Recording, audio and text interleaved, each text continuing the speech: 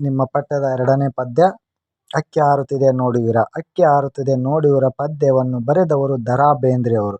ದ.ರಾ ಬೇಂದ್ರೆಯವರ ಕವಿಯ ಪರಿಚಯ ಬಂದ್ಬಿಟ್ಟು ದ.ರಾ ಬೇಂದ್ರೆಯವರು ಕ್ರಿಶಕ 1896ರಲ್ಲಿ ಧಾರವಾಡದಲ್ಲಿ ಜನಿಸ್ತಾರೆ.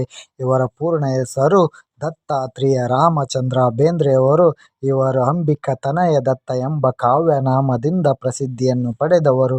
ಇವರು ನವೋದಯ ಕನ್ನಡ ಸಾಹಿತ್ಯದ ಪ್ರಮುಖ ಕವಿಗಳಲ್ಲಿ ಒಬ್ಬರಾಗಿರ್ತಕ್ಕಂಥವರು ದ.ರಾ ಬೇಂದ್ರೆಯವರು. ಇವರು ಅನೇಕ ಕೃತಿಗಳನ್ನು ಕೂಡ ಬರೆದಿದ್ದಾರೆ. ಅದರಲ್ಲಿ ಪ್ರಮುಖವಾಗಿರ್ತಕ್ಕಂಥವು ಗರಿ, ಕೃಷ್ಣಕುಮಾರಿ, ಉಯ್ಯಾಲೆ, ಸಖಿಗೀತ, ನಾದಲೀಲೆ, ಮೇಘದೂತ, ಗಂಗಾವತರಣ, ಸೂರ್ಯಪಾನ, ನಗೆಹೊಗೆ ಮುಂತಾದ ಕೃತಿಗಳನ್ನು ರಚಿಸಿದ್ದಾರೆ. ಸಾಹಿತ್ಯದ ವಿರಾಟ ರೂಪವನ್ನೇ ಕೃತಿಗಳ ಮೂಲಕ ತೋರಿಸಿದ್ದಾರೆ. ಅದೇ ರೀತಿ ಇವರಿಗೆ ಅನೇಕ ಪ್ರಶಸ್ತಿಗಳು ಕೂಡ ದೊರೆತಿದ್ದಾವೆ. ಅವು ಎಂದರೆ ಪ್ರಸಿದ್ಧಿ ಪಡೆದಿರ್ತಕ್ಕಂಥ ಅರಳು ಮರಳು ಕವನ ಸಂಕಲನಕ್ಕೆ ಕೇಂದ್ರ ಸಾಹಿತ್ಯ ಅಕಾಡೆಮಿ ಪ್ರಶಸ್ತಿ, 4 ತಂತಿ ಎಂಬ ಕವನ ಸಂಕಲನಕ್ಕೆ ಜ್ಞಾನಪೀಠ ಪ್ರಶಸ್ತಿ ಲಭಿಸಿದೆ. ಅದೇ ರೀತಿ ಎಲ್ಲವುಗಳನ್ನು ನೋಡಿದ ಭಾರತ ಸರ್ಕಾರ ಪದ್ಮಶ್ರೀ ಪ್ರಶಸ್ತಿಯನ್ನು ಕೊಟ್ಟು ಗೌರವಿಸಲಾಗಿದೆ.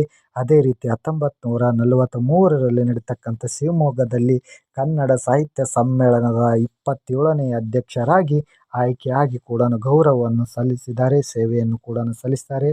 ಅದರ ಜೊತೆಗೆ ಇವರು ಅಕ್ಕಿ ಹಾರುತ್ತಿದೆ ನೋಡುವಿರು ಎಂಬ ಕವಿತೆಯನ್ನು ಈ ಕಾಲದ ಗಡಿಯಾರಕ್ಕೆ ಹೋಲಿಸಿ ಇವರು ಅದ್ಭುತವಾಗಿ ತಮ್ಮ ಕವಿತೆಯನ್ನು ಬರೆದಿದ್ದಾರೆ.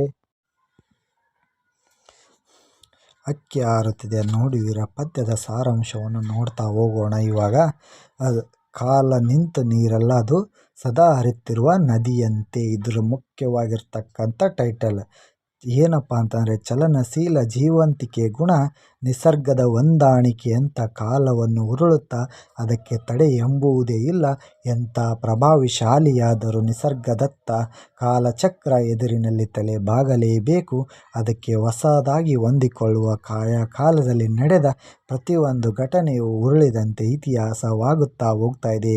ಕವಿ ಬೇಂದ್ರೆಯವರದು ಕಾಲದ ಗತಿಯನ್ನು ಹಾರು ಹಕ್ಕಿಗೆ ಹೋಲಿಸುವುದರ ಮೂಲಕ ಹೊಸ ಪ್ರಯತ್ನವನ್ನು ಮಾಡಿದ್ದಾರೆ. ಯಾವ ರೀತಿ ಮಾಡಿದ್ದಾರೆ? ಹೊಸತನಕ್ಕೆ ಹೊಸದಾಗಿ ಯುಗಗಳು ಕಳೆದು ಹೋದರೂ ಕೂಡ ಸಮಯ ಯಾರನ್ನು ಬಿಟ್ಟಿಲ್ಲ ಎನ್ನುವುದರ ಮೂಲಕ ಈ ಸಣ್ಣ ಕವಿತೆಯ ಮೂಲಕ ವರ್ಣಿಸಿದ್ದಾರೆ. ಏನು ವರ್ಣಿಸ್ತಾ ಇದ್ದಾರಪ್ಪ ಅಂತಂದರೆ ನೋಡಿ, ಕಾಲವನ್ನು ಹಕ್ಕಿಗೆ ಹೇಗೆ ಹೋಲಿಸ್ತಾ ಇದ್ದಾರಪ್ಪ ಅಂತಂದರೆ, ವೇಗ ವಿಸ್ತಾರವನ್ನು ಹೇಳಿದ್ದಾರೆ. ಕಾಲ ರಾತ್ರಿ ಹಗಲು ಕಳೆದು ದಿನ ಬೆಳಗಾಗಿ ಪುನಃ ರಾತ್ರಿಯಾಗಿ ಬೆಳಗು, ಹೀಗೆ ಪುನರಾವರ್ತನೆ ಚಲನದ ಗುಣವನ್ನು ಹೊಂದಿದೆ. ಅದು ಮೇಲೆ ಕೆಳಗೆ ಸುತ್ತುತ್ತಾ ಎಚ್ಚೆತ್ತು ತನ್ನ ಬಂಧದ ಬಾಹುಗಳೊಳಗಡೆ ಗಟ್ಟಿಯಾಗಿ ಎಲ್ಲರನ್ನೂ ವಿಶ್ವವ್ಯಾಪಕವಾಗಿ ಹರಡಿಬಿಟ್ಟಿದೆ. ಕಾಲ ಕಣ್ಣು ರೆಪ್ಪೆ ಮುಚ್ಚಿ ತೆರೆಯುವುದರಷ್ಟೇ ಏನಪ್ಪ ಅಂತಂದರೆ ಕಾಲ ನಮ್ಮನ್ನು ಬಿಟ್ಟು ಹೋಗ್ಬಿಡ್ತಾ ಇದೆ. ಅದಕ್ಕೋಸ್ಕರ ನಾವು ಕಾಲದ ಜೊತೆಗೆ ಸಾಗಬೇಕಾಗ್ತಾ ಇದೆ. ನಮ್ಮ ಚಲನಶೀಲ ವೇಗ ವಿಸ್ತಾರದ ಗುಣಗಳನ್ನು ನಮ್ಮಲ್ಲಿ ಕಾಲದ ಜೊತೆಗೆ ಸಾಗಿಸ್ಕೊಂಡು ಹೋಗಬೇಕಾಗ್ತಾ ಇದೆ. ಇಲ್ಲದಿದ್ದರೆ ಏನಾಗ್ತಾ ಇದೆಯಪ್ಪ ಅಂತಂದರೆ, ಹಿಂದೆ ಅಕ್ಕಿಯ ಪುಚ್ಚಗಳು ಏನಪ್ಪ ಅಂತಂದರೆ ಕಳೆದು ಹೋದ ಭೂತಕಾಲಕ್ಕೆ ಹೋಲಿಸ್ತಾ ಇದ್ದಾರೆ. ಅದೇ ರೀತಿ ಬಿಳಿ ಬಣ್ಣದ ಗರಿಗಳನ್ನು ವರ್ತಮಾನಕ್ಕೆ ಹೋಲಿಸ್ತಾ ಇದ್ದಾರೆ. ಹಾಗೆ ಕೆಂಪಾಗಿರ್ತಕ್ಕಂಥ ಬಣ್ಣವನ್ನು ಭವಿಷ್ಯತ್ ಕಾಲಕ್ಕೆ ಹೋಲಿಸ್ತಾ ಇದ್ದಾರೆ, ಭೂತಕಾಲಕ್ಕೆ ಹೋಲಿಸ್ತಾ ಇದ್ದಾರೆ. ನೋಡಿ ಎಷ್ಟು ಸುಂದರವಾಗಿ ವರ್ಣಿಸ್ತಾ ಇದ್ದಾರೆ. ಕಾಲಗಳು ಭೂತಕಾಲ, ವರ್ತಮಾನ ಕಾಲ, ಭವಿಷ್ಯತ್ ಕಾಲ ಎಂಬ ಗುರುತುಗಳನ್ನು, ಹೀಗೆ ಕಾಲ ಎಂಬ ಅಕ್ಕಿ ಭೂತ ವರ್ತಮಾನಗಳು ಕಾಲಗಳನ್ನು ಬಿಡುವುದಿಲ್ಲ.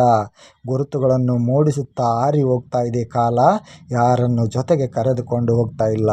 ಬೇಂದ್ರೆಯವರು ಈ ಪದ್ಯದ ಮೂಲಕ ವಿಶಾಲವಾಗಿರ್ತಕ್ಕಂಥ ವ್ಯಾಪ್ತಿಯನ್ನು ವಿವರಿಸ್ತಾರೆ. ಅಕ್ಕಿ ಇಲ್ಲಿ ಅಲ್ಲ, ಎಲ್ಲೆಲ್ಲಿ ಕಡೆ ಹಾರ್ತಾ ಇದ್ದಾರೆ ಅಂದರೆ, ಕಾಲ ಎಂಬ ಅಕ್ಕಿ ಆಕಾಶ, ಮೋಡ, ಭೂಮಂಡಲ ಎಲ್ಲ ಬಣ್ಣಗಳನ್ನು ಸಮಾನವಾಗಿ ಆವರಿಸಿಕೊಂಡಿದೆ. ಅದರಲ್ಲಿ ಯಾವುದೇ ಥರದ ಭೇದ ಭಾವ ಸಮಾನತೆ ಯಾವುದೇ ಕಡೆ ನೋಡ್ತಾ ಇಲ್ಲ. ಎಲ್ಲ ಸಮತಟ್ಟವಾಗಿ ಅಕ್ಕಿಯ ರೆಕ್ಕೆಗಳು ಮೂಡಿದಾಗ ಹೇಗೆ ಹಾರಿ ಹೋಗ್ತದೆಯೋ ಹಾಗೆ ಕಾಲ ಎಂಬ ಅಕ್ಕಿ ಮುಗಿಲಿನ ರೆಕ್ಕೆಗಳನ್ನು ಮಾಡಿಕೊಂಡು ಏನಪ್ಪ ಅಂತಂದರೆ ಹಾರಿ ಹೋಗ್ತಾ ಇದೆ. ಯಾರೆಡೆಗೆ ನಿಂದಿರ್ತಾ ಇಲ್ಲ. ಅದನ್ನು ರೆಕ್ಕೆಗಳು ಮಾಡಿಕೊಂಡ್ರ ಜೊತೆಗೆ ಸಣ್ಣ ಸಣ್ಣ ಚಿಕ್ಕೆಗಳನ್ನು ನಕ್ಷತ್ರದ ಮಾಲೆಗಳಂತೆ ಕೊರಳಿನಲ್ಲಿ ಹಾಕಿಕೊಂಡು ಸೂರ್ಯಚಂದ್ರರನ್ನು 2 ಕಣ್ಣುಗಳನ್ನಾಗಿ ಮಾಡಿಕೊಂಡು ಮುಂದೆ ಸಾಗ್ತಾ ಇದೆ. ಅನಂತಡೆಗೆ ಸಾಗ್ತಾ ಇದೆ ಆ ಕಾಲ. ಯಾರಿಗೋಸ್ಕರ ಇಲ್ಲಿ ನಿಂದಿರ್ತಾ ಇಲ್ಲ ಕಾಲ. ಅಷ್ಟೇ ಅಲ್ಲದೆ ಕಾಲ ಯಾವ ಥರ ಇದೆ ಅಂತಂದರೆ, ಕಾಲ ಅಕ್ಕಿಗಳ ಜೊತೆಗೆ ಎಂಥ ಸಾರ್ವಭೌಮವರನ್ನೇ ಬಿಡ್ತಾ ಇಲ್ಲ. ರಾಜ್ಯ ಸಾಮ್ರಾಜ್ಯಗಳ ವೈಭವವಂತೆ ಮೆರೆಯುವಂತೆ ಮಾಡಿದ್ದೂ ಇದೇ ಕಾಲ. ಅದೇ ರೀತಿ ತೆನೆಯಲ್ಲಿ ಕಾಳುಗಳನ್ನು ಬೇರ್ಪಡಿಸಿ ತಿನ್ನೋ ರೀತಿಯಲ್ಲಿ ಬಡವರಿಗೂ ಬಂದಿದ್ದು ಇದೇ ಕಾಲ. ಹಾಗಾಗಿ ಸಾರ್ವಭೌಮತ್ವವನ್ನು ಹೊಂದಿದೆ. ರಾಜ ಮಹಾರಾಜರು ಸಣ್ಣ ದೊಡ್ಡ ಕೋಟೆ ಕೊತ್ತಲಗಳನ್ನು ಗಬಕ್ಕನ ನಾಶ ಕೂಡ ಮಾಡಿದ್ದೂ ಇದೇ ಕಾಲ.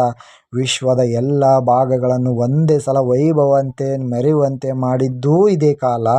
ಮತ್ತೊಂದು ಸಲ ಇಡೀ ವೈಭವವನ್ನೇ ಮೆರೆಯತಕ್ಕಂಥ ವೈಭವವನ್ನು ಮರೆಯಾಗುವಂತೆ ಮಾಡಿದ್ದೂ ಇದೇ ಕಾಲ. ಅದಕ್ಕೋಸ್ಕರ ಸಾರ್ವಭೌಮರ ನೆತ್ತಿಯನ್ನು ಕುಕ್ಕಿ ಕುಕ್ಕಿ ಬಿಳಿಸಿ ಹೊಸಿಕೆ ಹಾಕಿ ಹೋಗಿದೆ, ಅಕ್ಕಿ ಹಾರುತ್ತಿದೆ ನೋಡುವಿರ ಅಂತೇಳಿ ಸುಂದರವಾಗಿ ಹೇಳ್ತಾ ಇದ್ದಾರೆ ಕಾಲನ್ನು.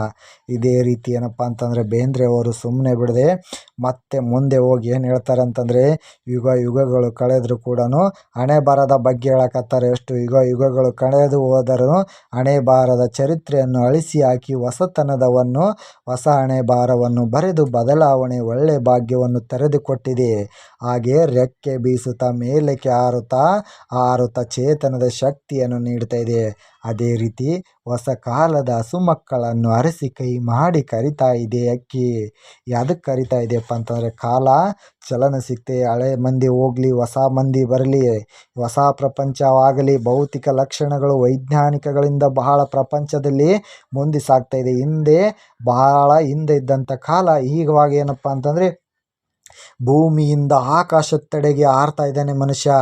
ಬೆಳ್ಳಿ ಚುಕ್ಕಿಗಳನ್ನು ಎಣಿಸ್ತಾ ಇದ್ದಾನೆ. ಶುಕ್ರ ಗ್ರಹವನ್ನು ಹೋಗ್ತಾ ಇದ್ದಾನೆ, ಗ್ರಹಗಳನ್ನು ನೋಡ್ತಾ ಇದ್ದಾನೆ. ಇಲ್ಲಿದ್ದವ ಸಡನ್ನಾಗಿ ಮೇಲೆ ಚಂದ್ರಲೋಕಕ್ಕೆ ಪ್ರಯಾಣವನ್ನು ಬೆರೆಸ್ತಾ ಇದ್ದಾನೆ. ಹೀಗೆ ವೈಜ್ಞಾನಿಕವಾಗಿ ಮಾನವ ಬಹಳ ಮುಂದುವರಿತಾ ಅಕ್ಕಿ ಏನಪ್ಪ ಅಂತಂದರೆ ಹಾರ್ತಾ ಇದೆ. ಗ್ರಹದಿಂದ ಗ್ರಹಕ್ಕೆ ಹಾರ್ತಾ ಇದೆ, ಲೋಕದಿಂದ ಲೋಕಕ್ಕೆ ಹಾರ್ತಾ ಇದೆ. ಚಂದ್ರನಂಗಳವನ್ನು ತೊರೆದು ಮಂಗಳನತ್ರ ಪ್ರಯಾಣ ಬೆಳೆಸ್ತಾ ಇದೆ.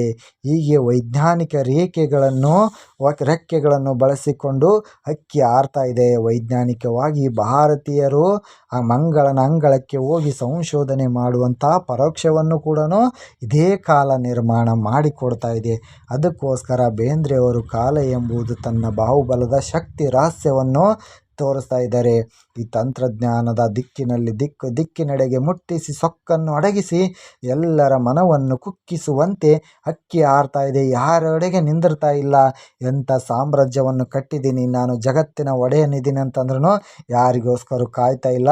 ಅಕ್ಕಿ ನಿರಂತರವಾಗಿ ಹಾರ್ತಾ ಇದೆ, ಎಲ್ಲರನ್ನು ಕುಕ್ಕಿ ಸಾಕ್ತಾ ಇದೆ. ತನ್ನ ರೆಕ್ಕೆಗಳ ಸಾಮರ್ಥ್ಯವನ್ನು ಇದೇ ಕಾಲದ ಜೊತೆಗೆ ಜೀವನವನ್ನು ಯಾರು ನಡೆಸ್ಕೊಂಡು ಹೋಗ್ತಾರೆ ಅವರೇನಪ್ಪ ಅಂತ ಅದ್ಭುತವಾದ ಜೀವನವನ್ನು ನಡೆಸ್ತಾ ಇದ್ದಾರೆ. ಕಾಲಕ್ಕೆ ಯಾರು ಕೂಡ ಹೊಣೆಗಾರರಲ್ಲ. ಕಾಲ ಯಾವ ರೀತಿ ಬರ್ತೈತೆ ಅದೇ ರೀತಿ ನಾವು ವೈಜ್ಞಾನಿಕವಾಗಿ ಬಂದರೆ ವೈಜ್ಞಾನಿಕವಾಗಿ, ಅವೈಜ್ಞಾನಿಕವಾಗಿ ಬಂದರೆ ಅವೈಜ್ಞಾನಿಕವಾಗಿ, ಇದೇ ಥರ ಎಲ್ಲವನ್ನು ನಾವು ಕಾಲದ ಜೊತೆಗೆ ನಿರಂತರವಾಗಿ ಸಾಗಬೇಕಾಗ್ತಾ ಇದೆ ಅನ್ನುವುದನ್ನು ಅಕ್ಕಿ ಹಾರುತ್ತಿದೆ ನೋಡಿದರೆ ಎಂಬ ಪಾಠದಿಂದ ಅತ್ಯಂತ ಸರಳವಾಗಿ ದರಾ ಬೇಂದ್ರೆ ಅವರು ವಿಶ್ಲೇಷಣೆ ಮಾಡುವುದರ ಮೂಲಕ ನಿಮ್ಮ ಪಠ್ಯಕ್ಕೆ ಕೊಟ್ಟಿದ್ದಾರೆ. ಅದೇ ರೀತಿ ಇದರ ಮುಖ್ಯವಾಗಿರ್ತಕ್ಕಂಥದ್ದು ನೀವು ಏನು ತಿಳ್ಕೊಬೇಕಂತಂದರೆ, ನಿಮ್ಮ ಮುಂದಿನ ದಿನಮಾನಗಳು ಕಾಲಗಳು SSLC ಮುಗಿದ ಮೇಲೆ PUCಯಲ್ಲಿ ಬೇರೆ ವಿಷಯಗಳನ್ನು ಓದಬೇಕು, ಬೇರೆ ವಾತಾವರಣದ ಜೊತೆಗೆ ಬೆರಿಬೇಕು. ಕಾಲ ಅಕ್ಕಿ ಹಾರ್ತಾ ಇದೆ, ನಿಮ್ಮ ಜೀವನ ಕೂಡ ಸಾಗ್ತಾ ಇದೆ. ಆ ಸಾಗುವಂಥ ಜೀವನಕ್ಕೆ ನೀವು ಚಲನ ಶಕ್ತಿಯನ್ನು ಕೊಟ್ಟು ಶಿಕ್ಷಣ ಕ್ಷೇತ್ರದಲ್ಲಿ ನೀವು ಪ್ರಾಬಲ್ಯವನ್ನು ಸಾಧಿಸಿದ ಅನಿವಾರ್ಯತೆ ಮತ್ತು ಅವಶ್ಯಕತೆವಾಗಿದೆ. ಯಾರನ್ನು ಬಿಡುವುದಿಲ್ಲ ಕಾಲ. ದಡ್ಡರಿಗೂ ಕಾಲಿದೆ, ಜಾಣರಿಗೂ ಕಾಲಿದೆ, ಎಲ್ಲರಿಗೆ ಕಾಲ ಇದೆ ಎಂಬುದನ್ನು ಈ ಪದ್ಯದ ಮೂಲಕ ನಿಮಗೆ ಹೇಳಿಕೊಟ್ಟಿದ್ದಾರೆ. ಈ ಪದ್ಯದ ಮುಖ್ಯವಾಗಿರ್ತಕ್ಕಂಥ ಸಾರಾಂಶ ನಿರಂತರವಾಗಿ ಯುವ ಪೀಳಿಗೆ ನಿರಂತರವಾಗಿ ಸಾಗುತ್ತಾ ಜೀವನದ ಶಕ್ತಿಯನ್ನು ಬಲಪಡಿಸಿಕೊಳ್ಳಲಿ ಎಂಬುದು ಈ ಪದ್ಯದ ಸಾರಾಂಶವಾಗಿದೆ. ಇದಿಷ್ಟು ಅರ್ಥ ಮಾಡಿಕೊಂಡರೆ ಸಾಕು.